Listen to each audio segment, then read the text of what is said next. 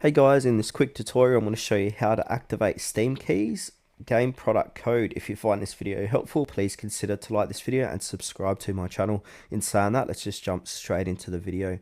Okay, so the best way to do this is to open up your Steam client on your PC or laptop. From here, make sure to sign into your account. Once you've signed in, we want to go ahead and look for that little add a game option, which is generally on the bottom left hand corner of the page. Then from here we want to go ahead to click on activate a product on Steam. So click onto that, and then a little box should appear that will say activate a product on Steam. Go ahead and click on agree. From here we want to go ahead and enter your product code. So by entering your code, you'll be registering your product with Steam, and by adding it to your library as well. You can enter a product code distributed with a retail CD, DVD or other Steam product. So simply put in your product code here, Steam key, and then click onto confirm. Steam will verify the key and add that game to your library. Click finish and install the game from your library.